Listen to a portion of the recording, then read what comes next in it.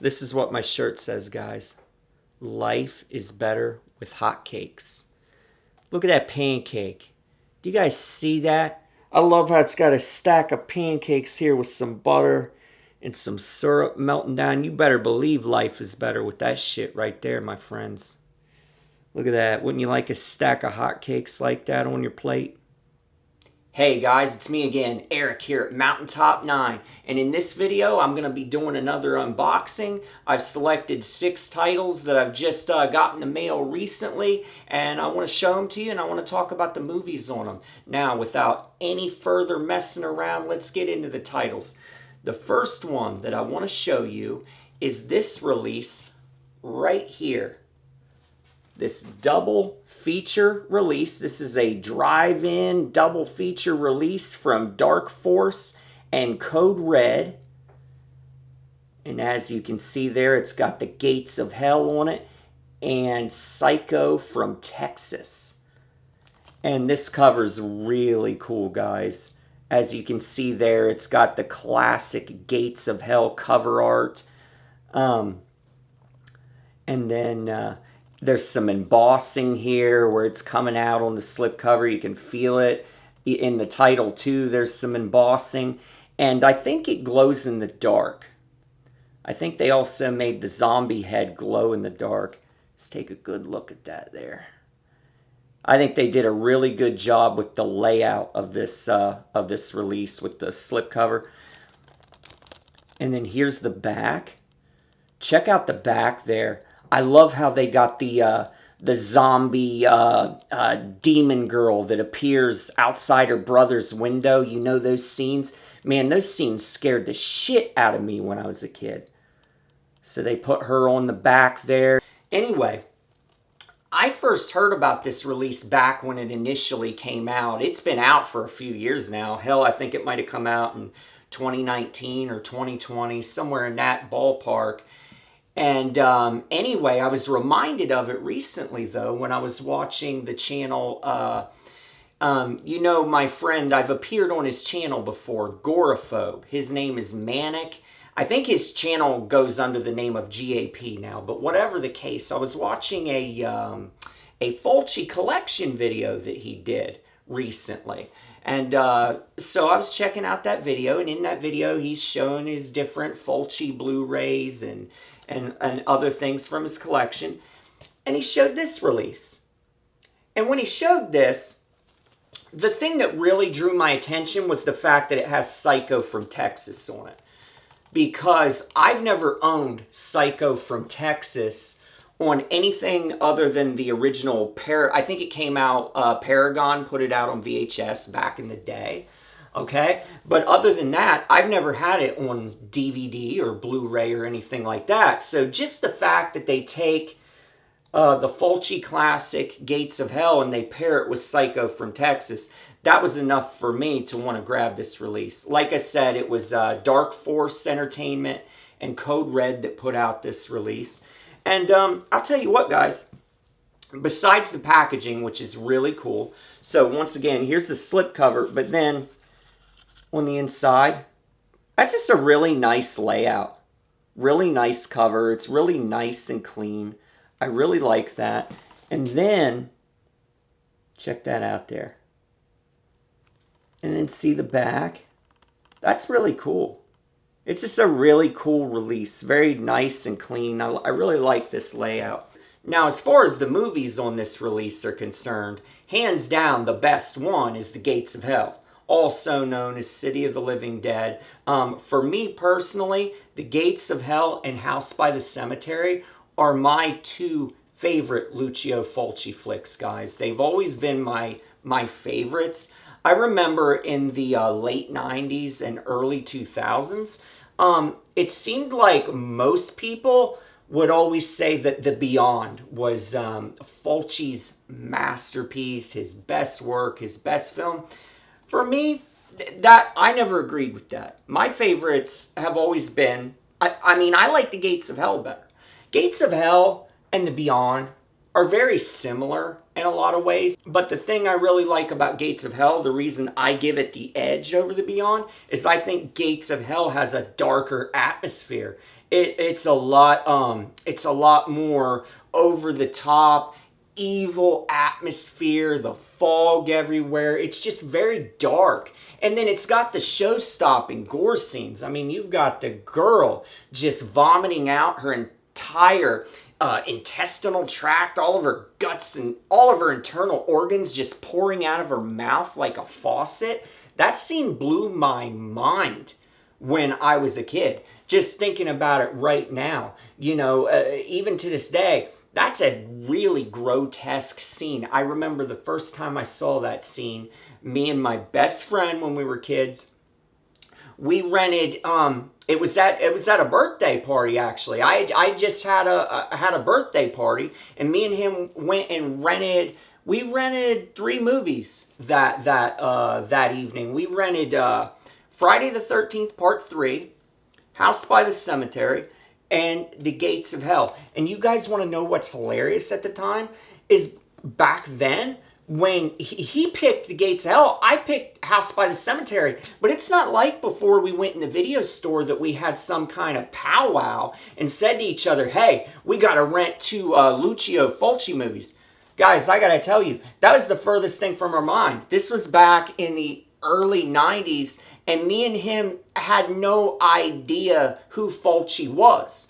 The only thing we knew is that when we watched both movies, we noticed, hey, these are directed by the same guy. But other than that, we didn't really know anything about Fulci at the time. It was only when the mid-90s came and I started, especially in the internet era and just acquiring more magazines and more books. Eventually I realized, oh, this Lucio Fulci guy, he's a fucking legend, man. And I learned more about him. But this was before that. This was in the early 90s. I didn't have all the knowledge about Lucio Fulci yet. And isn't it kind of crazy how on the same night in the same video store visit, we rented House by the Cemetery and The Gates of Hell. In the same night, I watched both those, and to this day, those 2 are my favorite. I just fucking love them, man. And anyway, The Gates of Hell is a classic. Like I said, it's got the jaw-dropping gore effects that you see in his other films like Zombie and The Beyond and New York Ripper. Yeah, it's got the set pieces that you want to see in a Fulci film with lingering shots of just absolutely grotesque violence. But it's just got the gothic atmosphere just turned up to 11. To steal a quip from Spinal Tap, the evil atmosphere is just off the charts in Gates of Hell. And so I always love that. I love those shots outside at night where it's showing the suburban streets with the houses all lined up, and you hear that oppressive dark score going on, and it just gets you in this mood, man. Fulci and just everything, the cinematography, the score. I think Fabio, however you say his name, Fabio Frizzi, he did the score for this movie, and it's fucking great, man. It just sets the atmosphere so damn good. I just love it. And so yeah, Gates of Hell is an all-time classic. Now, as far as the print that they use on here, they use I think it's a 35 millimeter drive-in print. Okay, that's what they use for this. So as far as the print in here, if you want to see a super cleaned up, really eye-popping print that's really clean, then obviously you want to get the releases that that Scorpion have done. Cauldron, I think Cauldron has a release out that looks really nice. This one's more of a grindhouse drive-in experience. So this isn't really if you're wanting the best, cleanest print of the movie. That's not the point of this package. This package is trying to give you a, more of a drive-in type experience. And, but anyway, let me move on and talk about Psycho from Texas, just to tell you about that one real quick. First of all, Psycho from Texas is not a great movie, but it's all right. I was a little bit let down by it when I rewatched it here, because I hadn't seen it in a long, long time. so I didn't really remember a whole lot about it. It's one of those movies where it's just it's just a mediocre movie. It has some sleaze to it. It's pretty sleazy. There's a scene in this movie towards the end of it where it's Linnea Quigley, and you know Linnea Quigley. She's the you've seen her in Return of the Living Dead. You've seen her in Silent Night, Deadly Night, and Night of the Demons, and on and on. She's one of the most famous 80s scream queens that there is. Well, anyway, Psycho from Texas was her film debut. If I'm not mistaken, it's her very first film she was ever in. And anyway, she's only in it a very bit role towards the end of the film, and the villain of this movie, he makes her take off all of her clothes, and then he's like dumping beer on her and making her dance and making her dance and making her spin, and he's dumping a big pitcher of beer on her. And anyway, I guess she looks back in a negative light on that. She's not like happy about that, something about that. What that kind of reminds me of, and I want to do a video on it at some point, kind of reminds me of Sandra Peabody. I think that's her name, the actress that played the lead girl in Last House on the Left. She had really bad experiences on the set of Last House on the Left. Kind of reminds me of that a little bit, but I guess to a lesser extent. All right, guys, here's another one I want to show you. Now, of course, this one's been out for a while, and it's Silver Bullet from Scream Factory. I'll tell you what, guys. You know what I like about Scream Factory? The thing I like about Scream Factory is they put out all these comfort food horror films for us horror fans. You know what I mean? If you want the obscure titles and really weird shit, then obviously you can go to other labels, okay? But for the comfort food movies, movies like Silver Bullet and Night of the Demons and all that kind of stuff, The People Under the Stairs, and just on and on and on, on and on. They've released so many of those, like I've called them in the past, those pop horror movies, the ones that your average horror fan knows. You can't get any better than Scream Factory. They just put out so many cool releases. And this is their release of Silver Bullet. And a lot of you probably have this by now. Now, I just wanted to talk about this release. First of all, it's got, how many commentary tracks on this? This has got 2 commentary tracks on it, and I especially want to check out the one with the director on here. It's got a director commentary on here. The DVD version that I have of this, that I've had for years, didn't have a director commentary on it, so that's what I'm real excited about with this release. But anyway, guys, as far as Silver Bullet goes, this is a real nostalgic favorite for me. I grew up watching this movie. In fact, when I was a kid, it was my favorite werewolf movie. As far as werewolf movies are concerned, American Werewolf in London wasn't my favorite. The Howling wasn't my favorite. It was this one, Silver Bullet. Me and my cousins, we used to watch this movie a lot. It starts out with a really moody intro. The way that guy gets killed on the train tracks there. Man, that was an effective opening when I was a kid. I mean, that shit creeped me out. I thought this movie had a really good atmosphere. And the ending sequence where Gary Busey and Corey Haim and his sister are there waiting in that house, and they're waiting for that werewolf to show up, and they've got their silver bullet ready. Man, that scene scared the shit out of me when I was a kid. Just very effective stuff. So Silver Bullet is just one that I've always liked. Oh, and man, how can you forget that scene where Corey Haim goes out there to set off those damn firecrackers? He goes out to that bridge at night out in the middle of the fucking woods. First of all, does that make any sense? You know that there's murders going on. People getting brutally killed.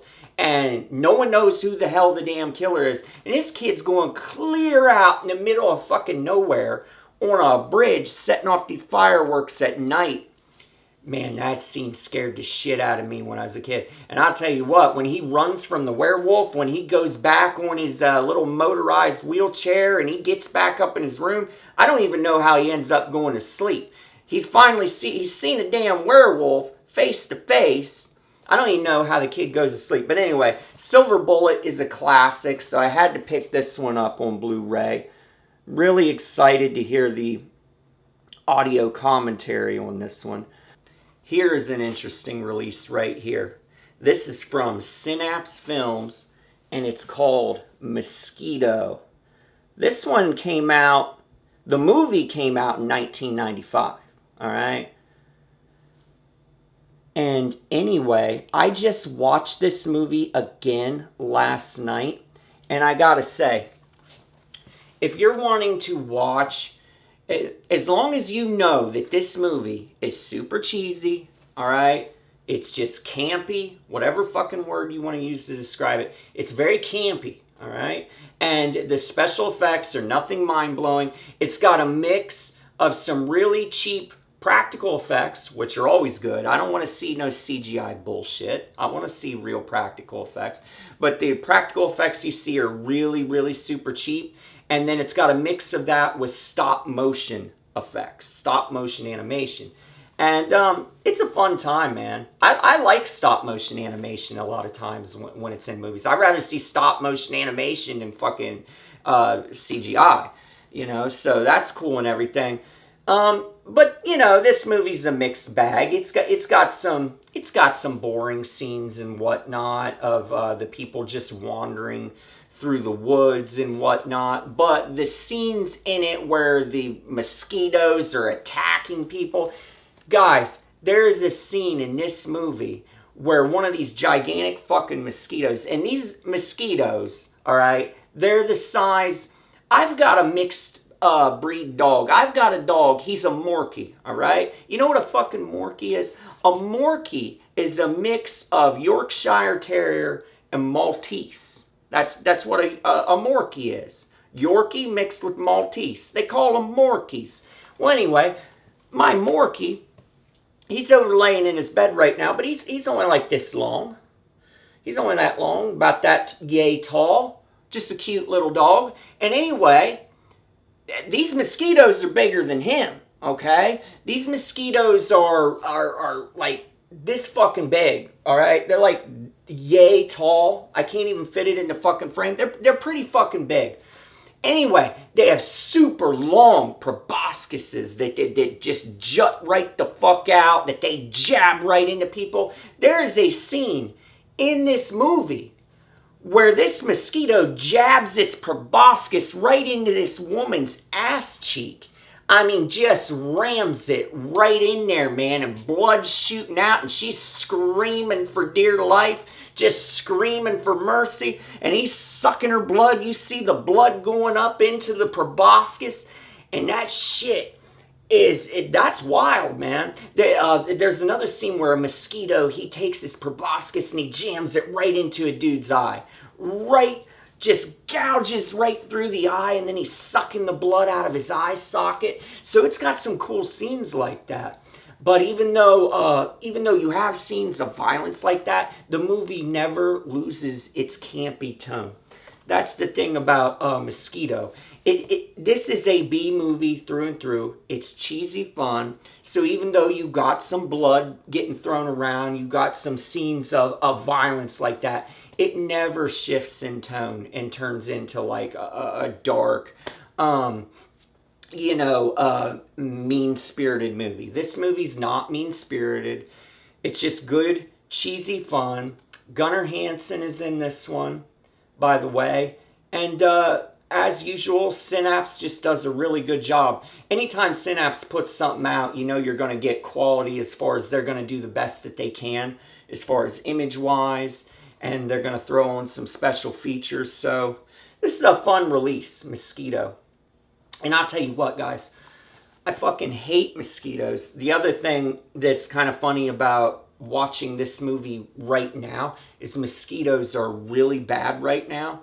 And so that's the other thing that hit home for me when I was watching this. Because I was thinking, man, I would not want to live in a world where mosquitoes are that big, because they really would go after you like this. So it's a fun movie. Mosquito from Synapse.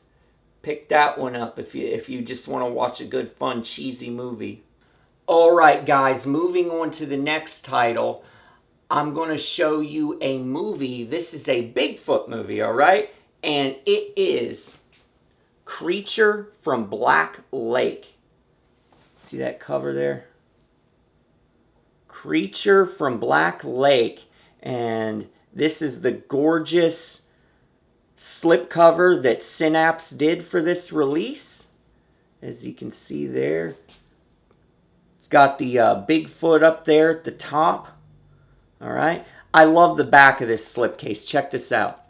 Isn't that cool? How it's just got the Bigfoot hand there in front of the moon. I think that's a really good, effective illustration. I really like that. And this slipcover is just really, really glossy. All right. And then here's the classic cover under here. That's just a classic cover art right there, because you got the guys on the boat, but then lurking in the background is that Bigfoot. And he means business. He will fuck you up, that Bigfoot. So what are my thoughts on the movie Creature from Black Lake? First of all, I'll tell you what, guys. As far as Bigfoot is concerned in general, I've always been fascinated by Bigfoot. But to me, there's not really very many really, really good standout Bigfoot horror films. For me, my two favorites are The Legend of Boggy Creek. That first one, The Legend of Boggy Creek, I think is really cool. I love the way it's made like a documentary, and I think it has some really effective scenes. And then I also like Night of the Demon, okay? The one that's super gory and has the Bigfoot just killing people in really violent, gory ways. Those are my two favorite Bigfoot movies. This one is a competently made movie, Creature from Black Lake. But guys, this movie, and I gotta say, as far as Synapse's job on this movie, it's beautiful. The transfer that Synapse does on here is absolutely beautiful. It looks great. The movie sounds great on here. There's some special features they threw on here. So it's a great, Synapse did a good job. But the movie itself, as a Bigfoot movie, it's just kind of boring. I've always thought that this one was kind of boring. There's not enough entertaining shit that goes down. There's just too many scenes of the two main guys, okay? These two guys, they go down to the fucking Louisiana, Arkansas area, and they're out there in the forest in this town looking for this creature, all right? But the problem is most of the movie is just those two. Just interacting with each other, interacting with other people. And there's just not enough action. There just isn't enough entertaining shit. I want to see Bigfoot terrorizing people. I want to have set pieces where someone is in a house and the Sasquatch is lurking outside. And you've got effective music, and you've got shots of its hand and its arm, or it lurking in the shadows and peering through windows. Just anything. It doesn't even have to be super bloody or anything like that. I just want some suspenseful set pieces thrown in at least every 6 or 7 minutes or so. Is that so much to fucking ask? Do I need so much fucking just talking and talking and talking and camping and talking? You just get too much of that in this movie, and it's a shame because, like I said, the people behind the camera have talent. It's competently made, and the acting isn't bad, but it's just boring. Just too much talking, too much just build up towards nothing really. We get some shots of the Bigfoot and everything, and he finally starts laying down the law at the very end of the movie, but then it's just much too late. This movie can be hard to get through, and that's a shame, okay? That's a damn shame.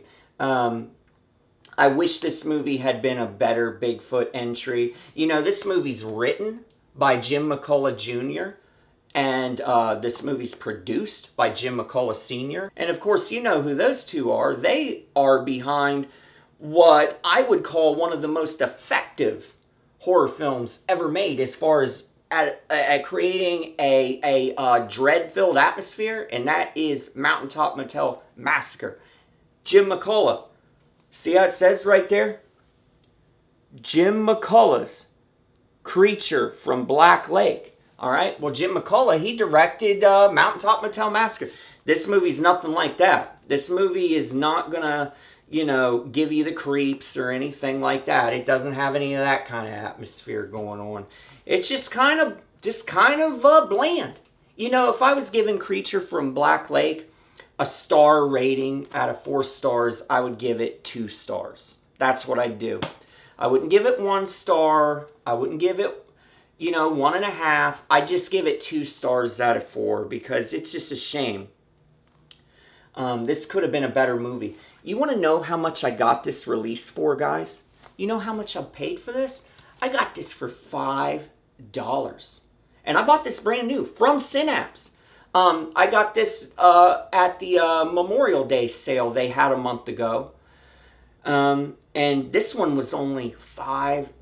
So I was like, hell, man, you can't beat that. $5. I'll throw down $5 for this one. So, yeah, so I got this one for $5. I just wish the movie was better. Synapse did a kick-ass job on it, though.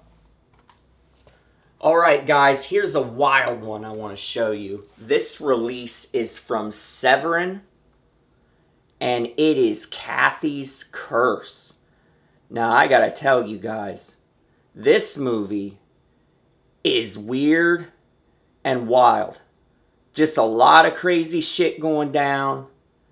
I don't want to spoil much in this one, but if you want to see a really weird movie, check this one out. There's some crazy shit going on in this one.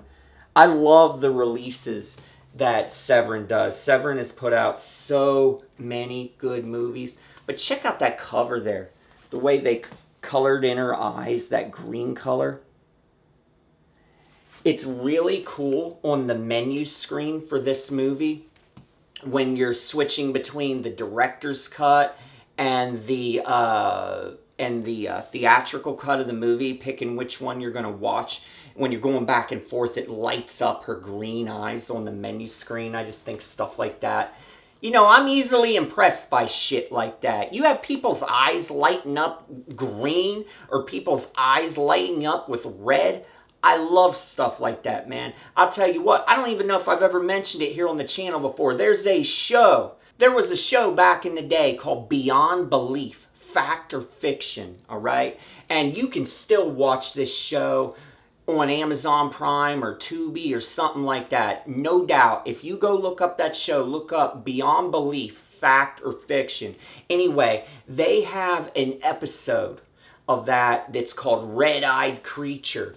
And man, back when I saw that episode back in the day, it gave me the chills at the end. You see this old woman, she tucks this kid in bed, all right? And she's consoling this kid, telling this kid everything's going to be all right. And then she walks out the door after she's tucked this kid into bed, and she turns around and she peers at the camera. And when she looks at the camera smiling, her eyes start glowing red, and you hear this growl emanating. That scared me back in the day, man. And I was a full-grown adult when I saw that fucking episode, and I thought it was creepy. And it's all because she had glowing red eyes. That shit gets me when they have someone's eyes glowing. You know what I think it goes back to? It goes all the way back to in the 80s when I was a little kid and I watched the Ursa Minor episode of Tales from the Dark Side. That's the episode where the little Teddy comes to life and its eyes glow red. I love that. And they do that in Mausoleum. You know, the movie Mausoleum, where the Bobby Brzee character, she's always getting her tits out in that movie, always strutting around half naked, and anyway, she's demon possessed. And you know those scenes where she's just going all out and her face is turning real demonic and scary looking? Well, her eyes glow in that too, I think. I think her eyes glow a green color as well. But anyway, as far as Kathy's Curse is concerned, pick this movie up if you want to see an off-the-wall movie with lots of supernatural shenanigans. It's got a girl with a really creepy-looking doll in it. And, man, I'll tell you what. If I saw a doll, like the doll that this girl has in this movie. I wouldn't want it in my fucking house. It's fucking ugly.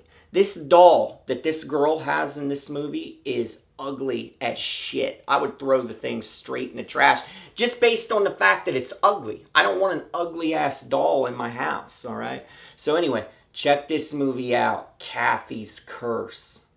All right, guys, the last movie I want to show you today is probably the best, other than The Gates of Hell. Let me see here. Yeah, other than The Gates of Hell, I would say that this is the second best. I would also say that Silver Bullet is a solid movie.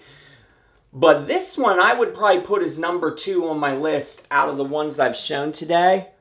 This movie, along with Gates of Hell and Silver Bullet, are the best movies I showed you guys today. This movie is called Berserker.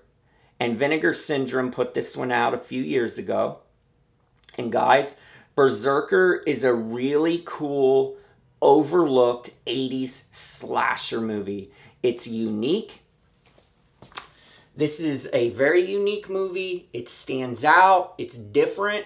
It involves these kids. They go hiking out in the nature. They drive way out. I think this movie might have been shot in Utah or something like that. But anyway, it's got a nice, isolated setting, surrounded by mountains and trees. I mean, they're really out there in this movie. And these kids that are out there, you know, camping out in the woods, they're being stalked, all right? But I don't want to spoil. It's very weird. Here's the thing about the plot. The killer somehow has a connection to this Norwegian Viking character, all right, that's called a berserker. And he's got this bear mouth strapped to the front of his fucking face with its teeth jutting out. And at the beginning of the movie, you hear this really effective, jarring music going on while they're cutting different angles of the killer wearing this mask. And he's this big, muscular Viking guy, and it shows him looking this way and then looking that way. And the music's very jarring, and it builds up like this sense of dread.